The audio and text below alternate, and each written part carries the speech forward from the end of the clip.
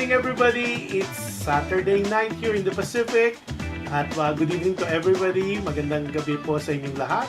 And it's exactly 9:01 p.m. And if you're watching us from the Philippines, happy Sunday. I know it's 1 p.m. and as always, I hope you had a wonderful lunch with your family, loved ones, and friends. And I hope you're keeping yourself safe. What I heard is medyo umiwas yata yung bagyo, so that is a blessing. If you're watching us from different parts of the world, good morning, good afternoon, good evening.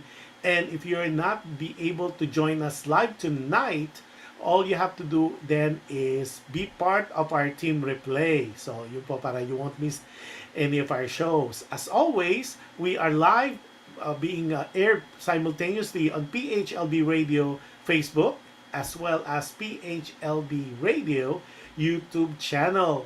And so what are you waiting for? So you won't miss any of the shows of PHLV Radio, including 2 of my shows. All you have to do is like, subscribe, and share. So, and of course, if you want to be notified every time we have a new show, all you have to do is click the notification bell. So you'll be notified every time there is a new show. And we are also live on PHLV Radio, different audio streaming podcasts, namely Apple Podcasts, Google Podcasts, iHeartRadio, and Spotify. And if you have an Alexa, all you have to do is say, Alexa, please play PHLV Radio. And if you have Amazon Fire TV, just look for PHLV Radio channel. Nako, maganda po ang ating topic kayo at medyo, I would say, medyo medyo touching, sad, pero I think so yung mga followers natin, audience and listeners, siguro we could all help. Our letter sender, ang letter po natin ay pinapatago niya sa pangalang Joaquin. So ang mga characters po tonight would be 3 people kasi isa hindi nila pinangalanan. So Joaquin is married to Mildred, and then there's this other character named Francis. Okay? So para malinaw, ang episode title natin for tonight, which is fresh na fresh po, not a replay, and I know you missed me last week. So ito po ay Siya'y Umalis, Siya'y Dumating. O someone left and someone returns, kumbaga in English. So let's start po. Dear Kuya Jush, magandang araw sa iyo at sana ay nasa mabuti kang kalagayan. Tuwang-tuwa po ako sa iyong show dahil po marami akong natututunan tulad ng marami sa amin. Ito po ay sa aming weekly habit na panonood at kasari po ako paminsan-minsan ng team replay. So more power po sa iyo sa shows mo, yung Dear Kuya Jush at alam mo ba, with Josh and with maraming salamat po. At more power also to PHLB for having a show like yours. Naku, nakakataba naman ng puso, Joaquin. Ako po si Joaquin. Itago, sa pangalan pong gusto kong itago ay Joaquin. Ako po si Joaquin, 35 years old, may 2 anak at may asawa. Ang asawa ko po ay si Mildred na 30 years old. Si Mildred po at ako ay nag-meet during high school. High school sweetheart ko po siya. At pareho po kami sa hindi naman po mahirap na pamilya. We are from a middle class family. So okay naman po at bata pa lang po kami ay alam na po namin na she's the one, ako naman po ang sa kanyang he's the one. So wala pong naging problema. So we went to college together at ako po ngayon ay nagtatrabaho sa isang kumpanya being a consultant. At si Mildred naman po ay pinaghinto ko na po ng pag-aaral, ng pagtatrabaho dahil po para maalagaan ang aming 2 anak. Okay. Now, si Mildred po ay tapos po ng nursing. Pero nag-practice lang po siya habang kami ay mag-sweetheart. Pero nung nagpakasal na po kami, sinabi ko kay Mildred na kaya ko po silang buhayin ng aking pamilya dahil bilang ama, yun po ang nararapat at yun po ang dapat. At isa pong obligasyon bilang padre de pamilya.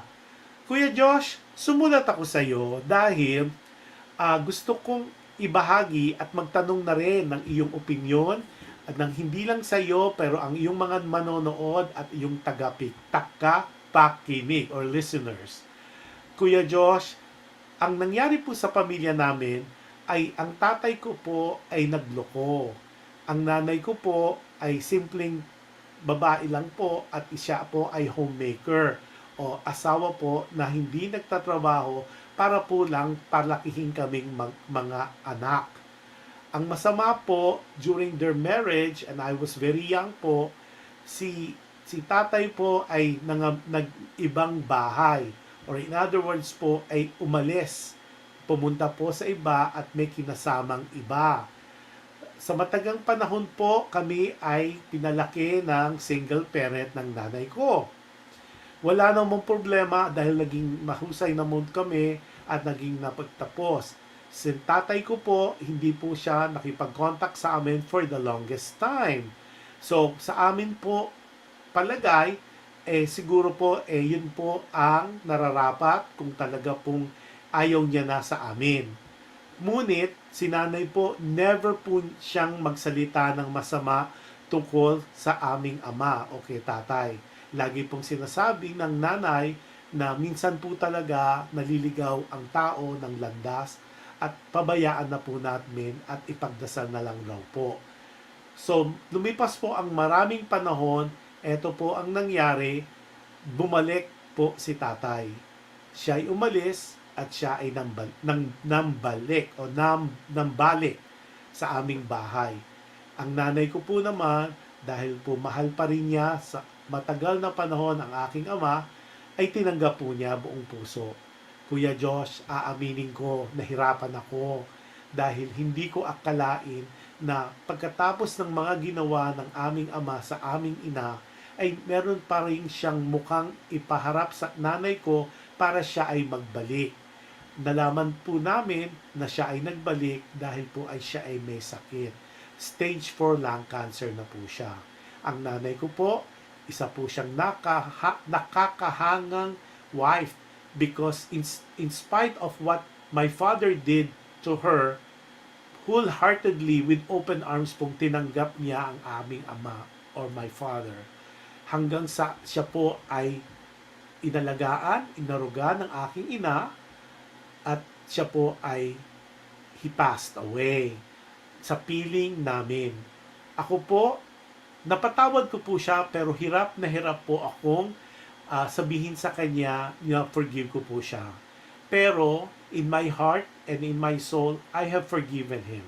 Because I know, like what my mother was telling us, we made our choices. At the end of the day, that is between him and his God. So, ito po ang daladala ko hanggang sa pag-aasawa po namin ni Mildred. Alam po ni Mildred ang nangyari sa pamilya namin dahil wala po akong nilulihim sa kanya. Ngunit ito po ang kasamaang palad. Si Mildred po ay nagibang bahay din. Sumama po siya sa aking kaibigan si Francis. Like sabi ko po kanina, ako po ay 35 years old, si Mildred po ay 30, si Francis po ay 40 years old. Si Francis po ay isang taong may kaya sa buhay. Bata pa lang po siya dahil naging kaibigan ko po siya, may kaya po ang pamilya niya. So ngayon po, si Francis ay may-ari na po ng isang malaking construction company. Kuya Josh, sa totoo lang, hindi naman po kami mayaman, pero hindi rin naman po kami mahirap. Hindi naman po ko masasabi na sakto lang. Dahil ang kinikita ko naman po sa aking consultancy ay okay naman po.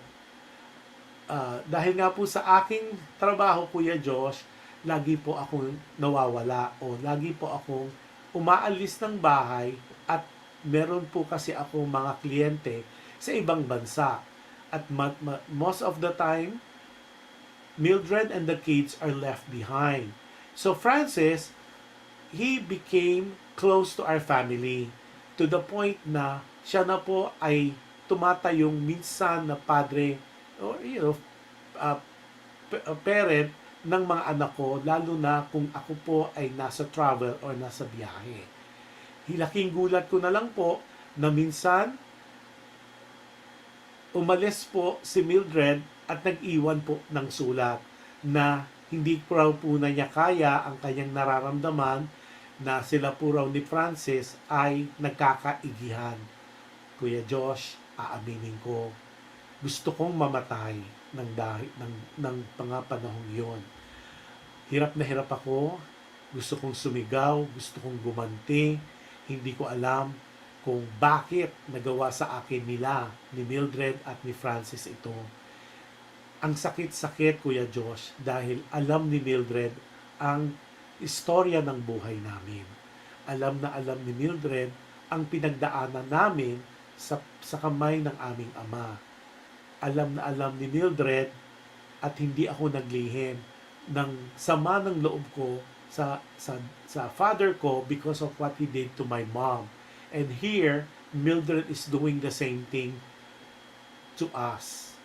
Napakasakit, Kuya Josh. Hindi ko alam kung bakit, kung papaano. Ang alam ko lang, Kuya Josh, there was a time I want to kill myself. There was a time na I have no feelings anymore. Alam mo yung pakiramdam na nanlalamig ka and you're so numb. Parang hindi mo alam kung paano mabuhay. Hindi ko alam kung paano magsimula nang wala si Mildred. Hindi ko alam kung paano ko bubuhayin at aarugain ang aking dalawang anak namin ni Mildred. Kuya Josh, ilang beses, there's so many times I tried to commit suicide, but because of my kids and my faith in God, I did not. Yung balak ay just balak. Wala akong araw na pinapalampas na hindi ako umiiyak. Umiiyak akong palihim. Umiiyak ako sa gabi. Umiiyak ako na hindi nakikita ng mga anak ko.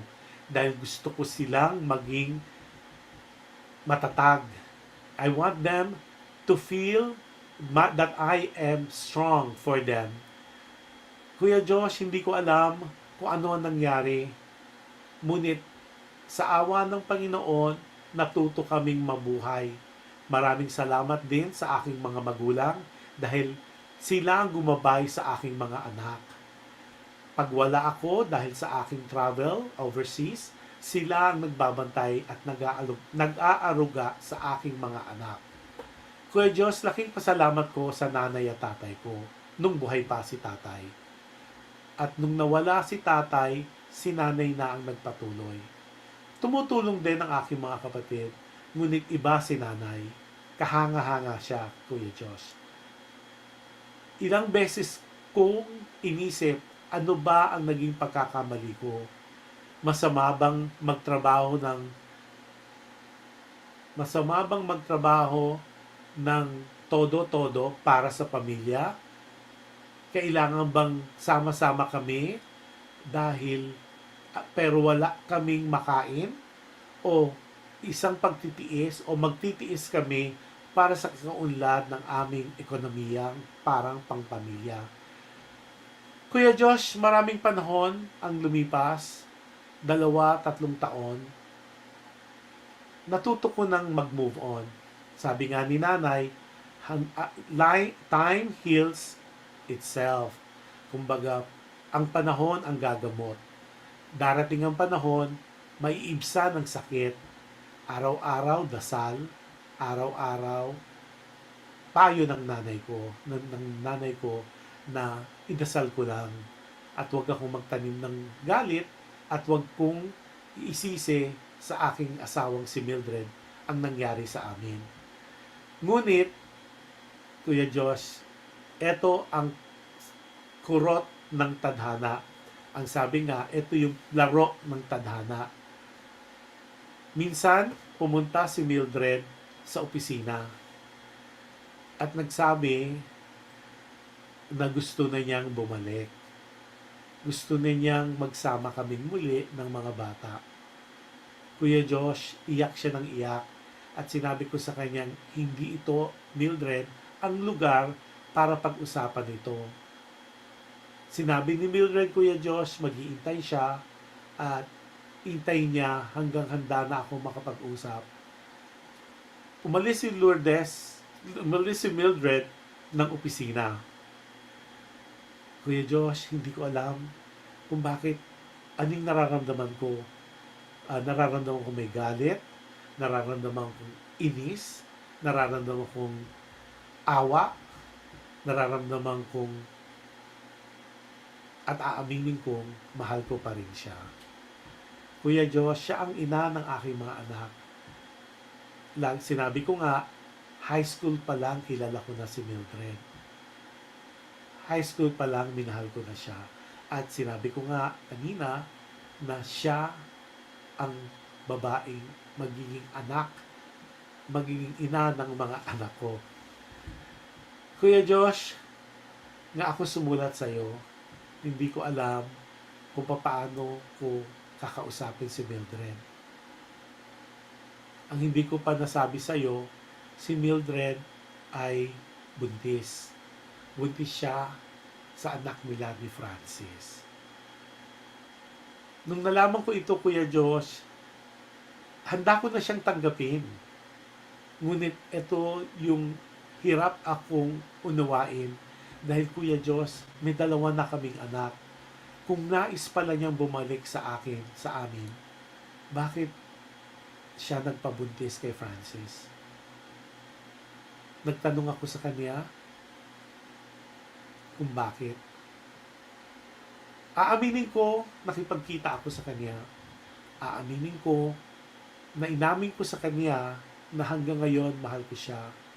Ngunit hindi ko alam hanggang saan ko kayang tanggapin ang magiging anak nila ni Francis pagdating ng panahon. Hirap na hirap ako, gulong-gulo. Mga kaibigan ko sinabing tigilan ko ang kahibangan ko. Ang nanay ko, tulad ng ginawa niya sa tatay ko, sinabing, be the bigger person. Tanggapin mo siya. Mahalin mo ang magiging anak niya. Dahil matuto kang magpatawad. Dahil nasa forgiveness ang kapatawaran mo. Ang Kuya Josh, ang daling sabihin. Ang daling unawain. Ngunit ang sakit ng nararamdaman ko, parang hindi ko kayang ibsan. Parang hindi kaya ng katawang kong tanggapin siya, lalo na ngayong iniwan na siya ni Francis. Nagtanong ako, nasaan si Francis? Bakit ayaw niyang panagutan ang ginawa niya? Ang sabi niya, hindi handa si Francis maging ama. Kuya Josh, hindi ko alam kung papaano o kung dapat ko pa siyang tanggapin. Siya ay umalis. Ngayon siya ay nagbabalik. Kaya ako sumulat sa iyo, naglakas loob na sumulat para sa opinion mo ng mga tagapakanood o taga-viewers and listeners, because I'm so confused on my next steps. Part of me would like to forgive and forget. Part of me would like to say, I welcome you back. Pero, other side of me says, napakalaki kong tanga kapag inalaw kong gaguhin pa nila ako. Sira ulo ko, sabi ng iba kong mga kaibigan, dahil, kumbaga, sumama siya sa iba, ngayon nagka-problema, bumabalik siya sa amin.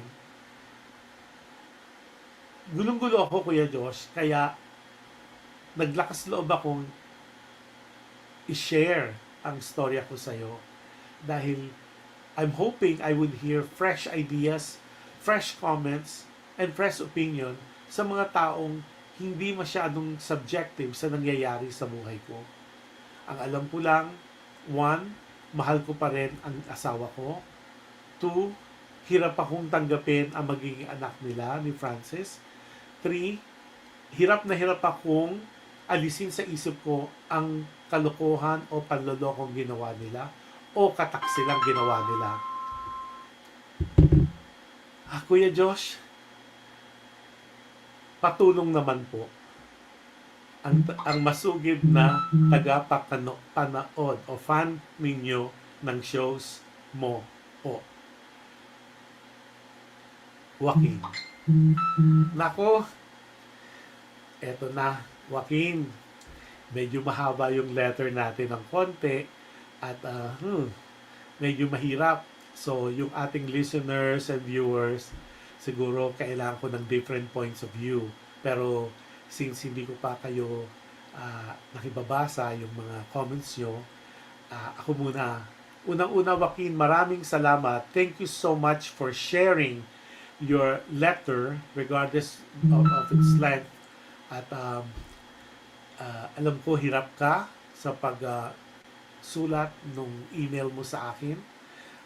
Hindi man tayo nagkikita o nagkita when you were writing this, the way you wrote it, nararamdaman ko yung sakit na nararamdaman mo. I could feel your pain na pinagdaanan mo. Sabi mo nga, kurot ng tadhana o laro ng tadhana na yung nangyari sa nanay mo na nagloko yung ama mo at iniwan kayo, siya'y umalis at siya'y bumalik. And sadly, nangyari, history has repeat itself through your situation with Mildred. Even I am having difficulty na minsan talaga, 'di ba, in life, sabi nga ito yung laro o yung tukso ng tadhana, fate of nature, or it's a question on how you would be able to do that. Gusto ko ring ipaalam na hangang-hanga ako sa nanay mo, kasi hindi madali yung ginawa ng nanay mo na when your dad left you guys, your mom being a single parent, she tried to take care of you until your father returned to your home. Ang talagang nakakahanga doon ay yung pagpapatawad ng nanay mo sa iyong ama. That is one of those na it does not happen every day. It's not like a daily thing that happens. Mahirap magpatawad.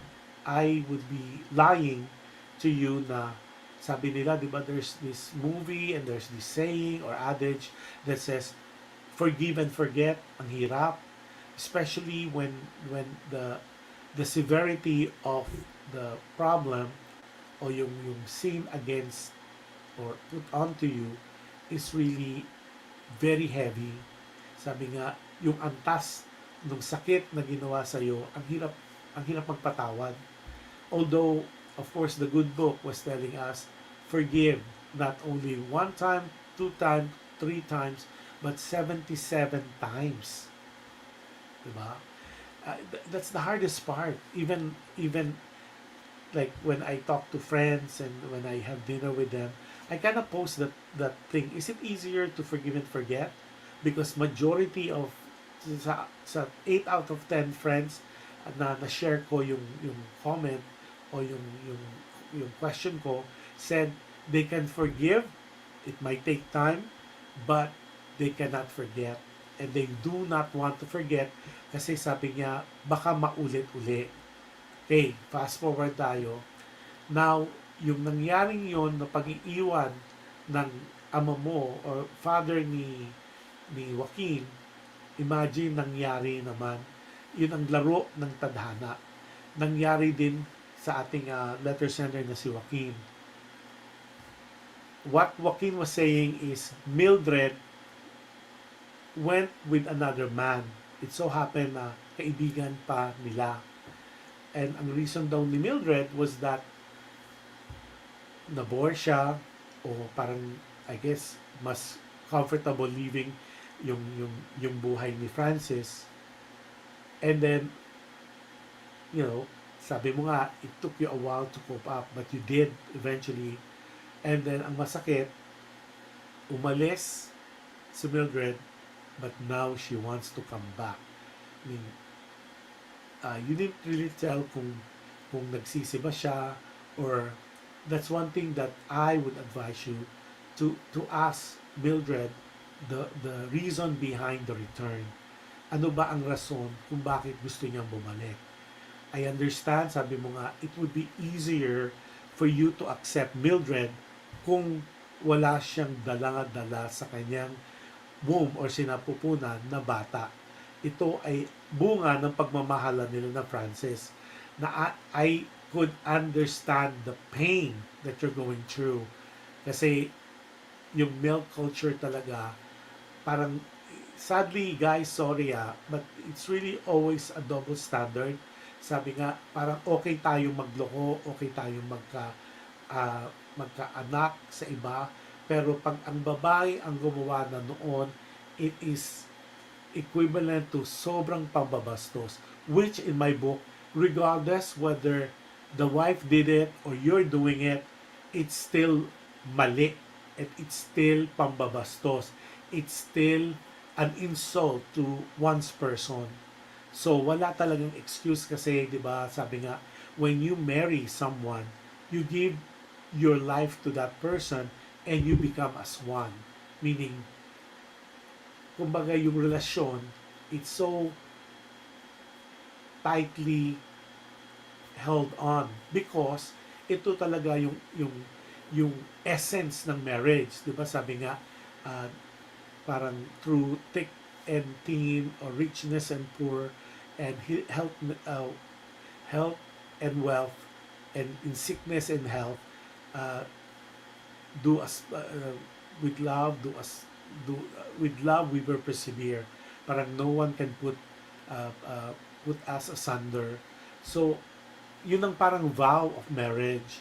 So hanga talaga ako sa nanay mo kasi talagang binabalik-balikan ko the purity ng heart niya, the virtue of forgiveness, na nauunawaan ko na you're having difficulty, lalo na when Mildred came to you and she mentioned that she's pregnant with Francis's child. Yun ang medyo nakakawindang. Those would be very, very difficult to to to handle. Pero papaliwanag ko lang sa'yo, regardless of the outcome, huwag mong sisisihin yung naging anak ni Francis at saka ni Mildred. Out of scope siya in my book kasi hindi alam nung anak nila yung nagawa ng magulang nila. And I hope when you are able to accept Mildred and the child that she's carrying with her, matanggap mo. Dahil hindi nga kasalanan ng bata. What went through your experience was not planned. Meaning, hindi kasalanan. Out mo yung bata na anak o maging anak nila ni Francis at ni Mildred. Because wala siyang kalalaman doon.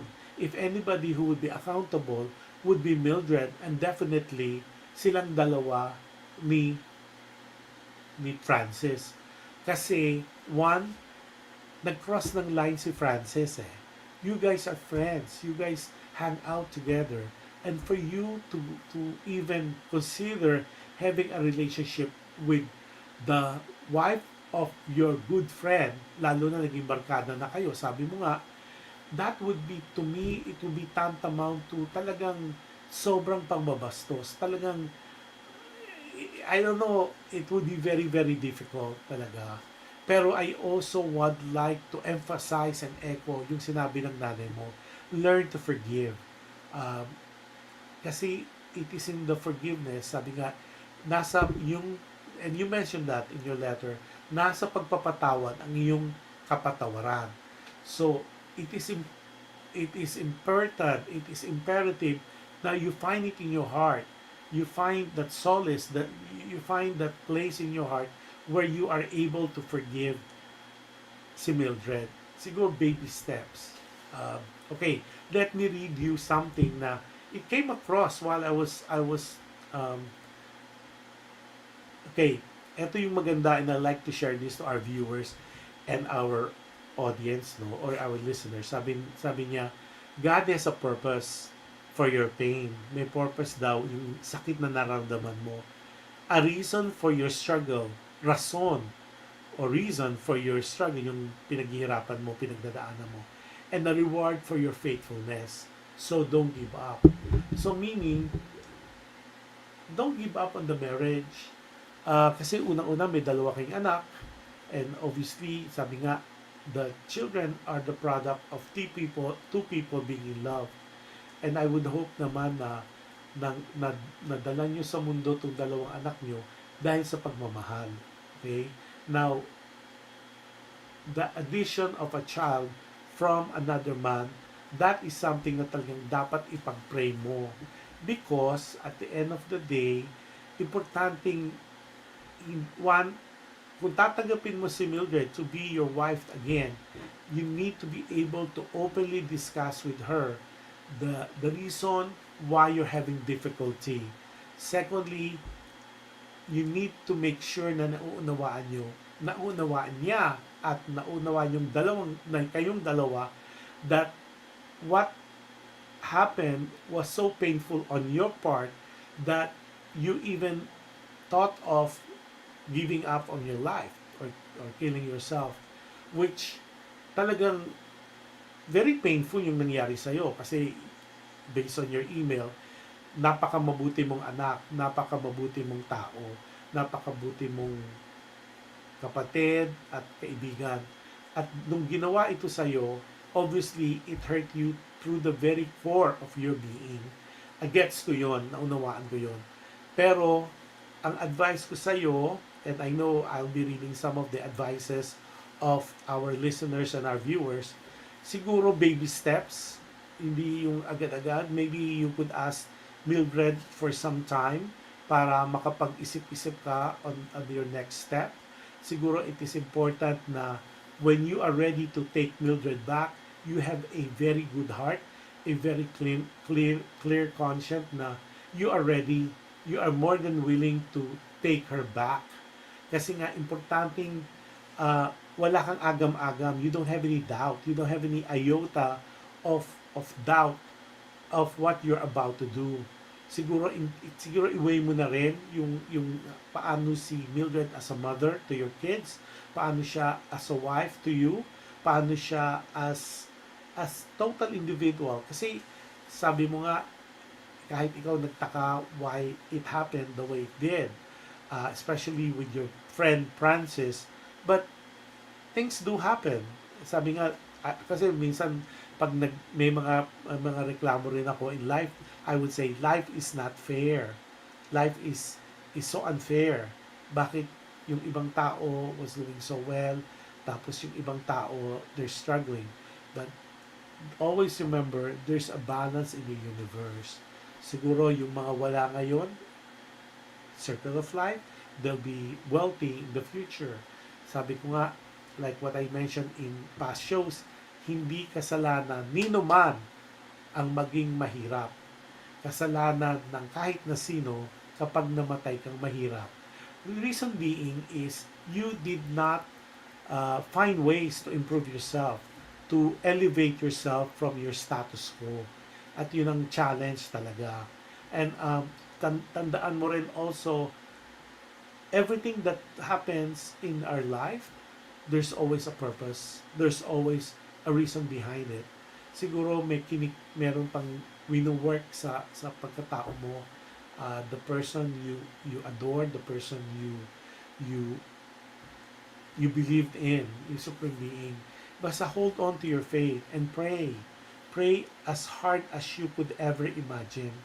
Kasi hindi maganda rin na magdala ka ng sama ng loob on the next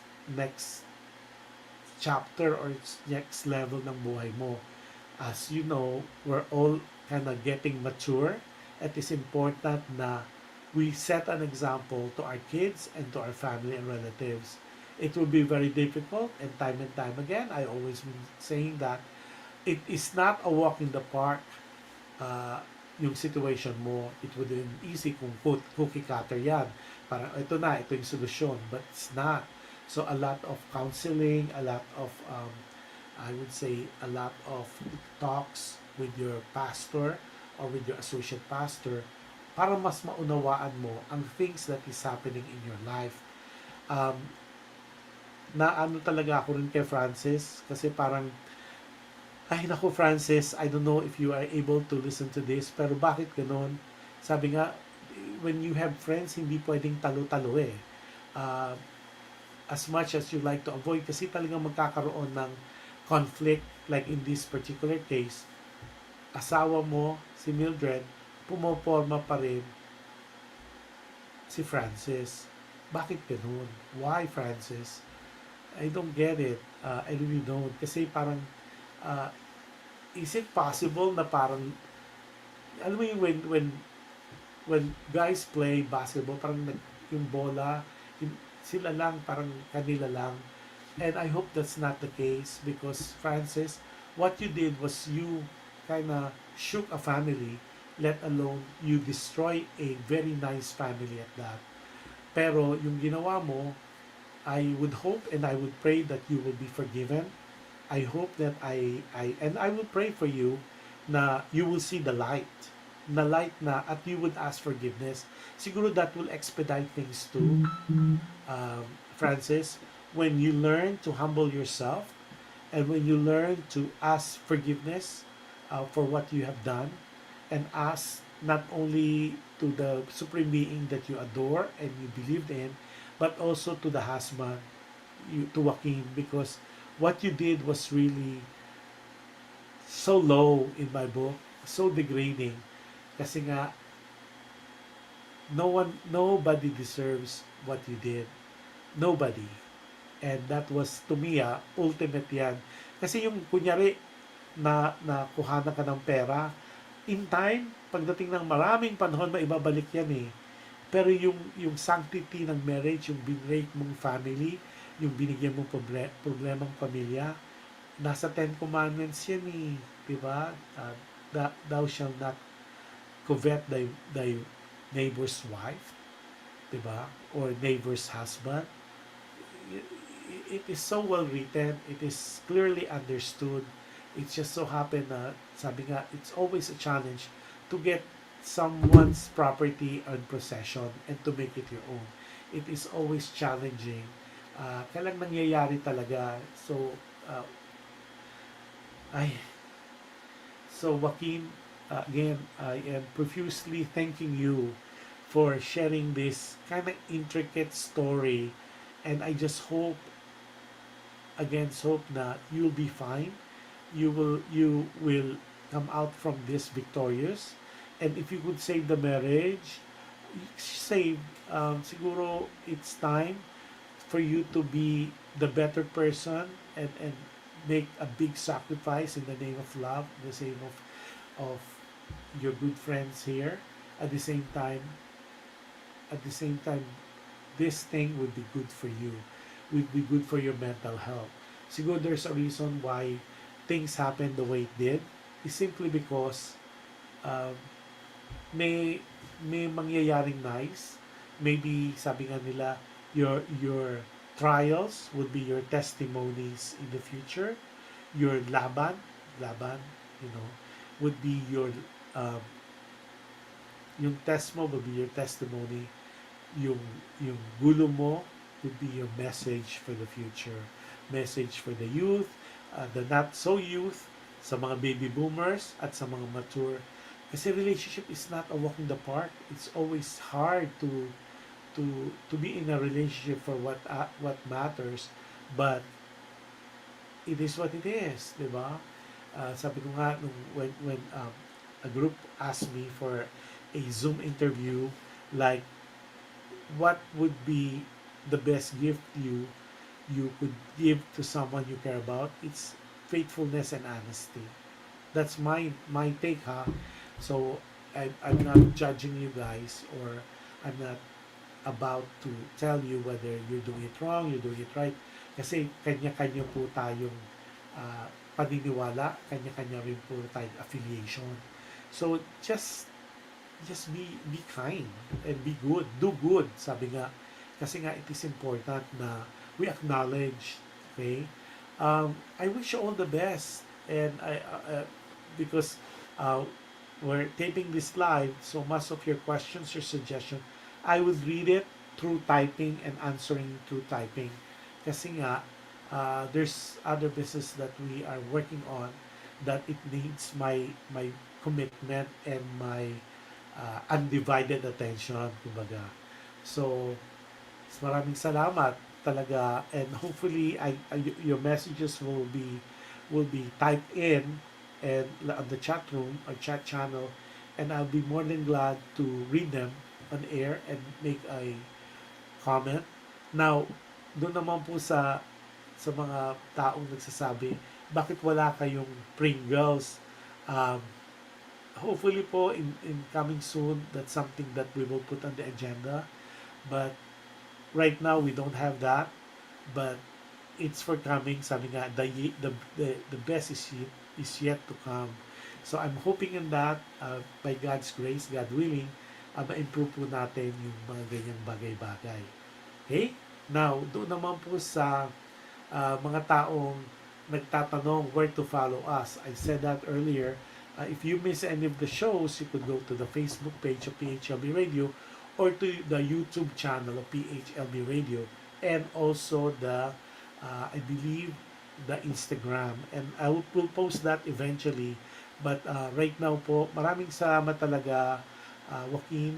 Yung story mo kasi parang, di ba, parang nangyari na eh. And your mom, like what you said, handled it perfectly wonderful.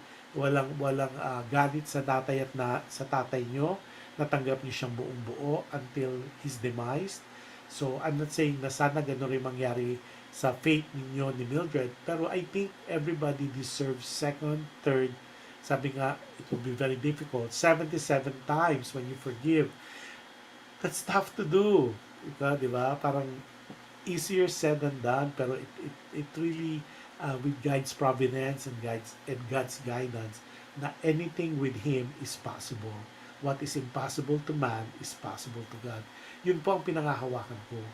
Yun po ang laging underlying sa mga principles ko po, na regardless whether I'm having difficulty walking, it is important, imperative for me to be able, one, to smell the fresh air, two, makapagmuni-muni ng mga next steps ko on what to do, how to be more of service to our community, especially for the Filipinos abroad. So yun. So maraming salamat. I am loss of words sa pinagdadaanan mo, Joaquin. It's not easy to be father, mother, friend, brother, and everything else in between. Kasi nga, pero if you ask me, should you observe muna? I think it's not bad to observe, but it is also nice to pray for discernment. Ask for signs, and malaramdaman mo yan kasi if you've been together with Mildred, sabi mo nga, mararamdaman mo yan if this is the time, if she's really sincere, or she just need some help from you. Ikaw yung asawa for, I think, 4.5 years, if I'm corrected. But at the end of the day, it is important na meron kayong meetings of the mind. And you really have to discuss. Kasi sabi ko nga noon, time and time again, being able to communicate, being able to tell that person what is happening in your life is already an indicator na talaga pong communication is key. Communication is power. Because through communication, you will reach the plateau of understanding. Kasi hindi mo naintindihan, merong somewhere sa group nyo na mas nakakaintindi ito. And it's important na ma-emphasize yan, maikwento sa'yo, because yun po talaga ang essence ng buhay. Na may mga ups, may mga downs, hindi naman po lagi-laging downs ang buhay natin. Eventually, what is down will go up. And often than not, what is up will go down. So, yun po ang ating buod ng ating storya, at yung mga iba pong mag-comments. Feel free to comment on your suggestion, your opinion, and your opinion, comments, and your advice to our letter sender na si Joaquin. Again, maraming salamat po sa inyong pakikinig, at maraming salamat po at sa inyong panonood, pakikinig, pag-share sa mga kaibigan nyo po, mga co-workers about our shows. Kasi po, it is so humbling when people would say, alam mo ba, or like I will be in a concert and they will scream, alam mo ba? So it became like a byword which nakakataba po mga puso. Sabi ko nga kanina, my heart is full. Kasi nga po talaga, uh, I didn't expect to be to have so many people who would care and would greet me on my special day. It is one of those gifts. So that being said, uh, I will read all your comments and we will answer that. I apologize that I am doing this as tape as live, pero fresh po because the last time Nino was here was back in June of 2021. Imagine 2023 na ngayon. So, 3 years? 22, 20, no, 2 years. So, on the third, and instead, he's gonna stay pa kasi nga, masaya naman daw sa mga yan. It's a lot of work, but lahat naman ng lugar may trabaho talaga eh. Magsipag ka lang. So, that being said, maraming salamat po at maraming salamat sa mga taong nakinig ng 1,000 subscribers. Yay! On the road to 1 billion na yan, Arlene, ha? So, congratulations. It's not easy to get that pin or the plaque for 100,000, but it's workable and it can be done. So, yun po ay tatapusin ko na po ang ating munting programa today. So I wish po you have a wonderful weekend or whatever is left of that on that. And then of course on Monday, which is May 8, I believe, May 9, it is Philippine Independence Day. So yun po ay gaganapin sa ipapascal po namin sa inyo para makopya nyo. If not, you could always go to the web page na yung pong yung kanilang project. So let's support especially celebration for this upcoming Independence Day. So maraming salamat po. I am so lost of words, as you could tell, to give you the best adjective to describe how happy I am, how humble I am of the love and the care and the support you're showing to our stores. Maraming salamat po. And before I close the show, like what I always say to every time when I do close my show, be kind. Regardless what difficulty you're going through, be kind. Never take it away from you of kindness, because I believe whatever kindness you do to people, it will come back to you in so many ways in different times. So always think positive, always look at the bigger picture. Don't listen to yung mga marisol or susol na mga kaibigan. Go straight to God, because at the end kayo pa rin po ang master of your universe. And hopefully you understand talagang right now, to me, kindness is the one key na we could share to people na walang bayad, na it is so effective to diffuse anger, to diffuse doubt in our daily lives. So again, maraming salamat po for tuning in with all the things happening. Happy Memorial, by the way, to everybody. If you will be traveling, please do drive safe, because we don't want any mishap of the event. So maraming salamat po. It is such a pleasure that you are able to accommodate us with your letter. Maraming salamat po. At maraming salamat sa pakikinig. Yung mga team replay dyan, maraming salamat. And can't wait to see you. Mag-comments po lang kayo mamaya. I will type in my opinion of your comment or your things that can be talked about. Yun po ang pag-uusapan natin. So hanggang sa muli po, maraming salamat. Ito po si Kuya Jush, signing off for today. Maraming salamat po sa nanood kahapon ng Alam Mo Ba with Josh Anduit, which is every Friday at 9 p.m. here in the Pacific. And it is 1 o'clock or 12 noon in the Philippines. Ito naman pong show na to is every Saturday here from 9 to 10. Then, of course, you have the practice of my nephew, kaya po minsan ako'y nade-delay. Pero maraming salamat po. Hanggang sa muli, God bless us all, and happy memorial for those people in the States. Happy memorial. Wala pong pasok ang mga government agency on Monday, even some of the department stores. So plan ahead if you need to go to Costco or any other discounted stores, please do remember na wala pong silang they're closed on Monday because of the observance of the Memorial Day. And to our fallen heroes, you are the best of class and congratulations.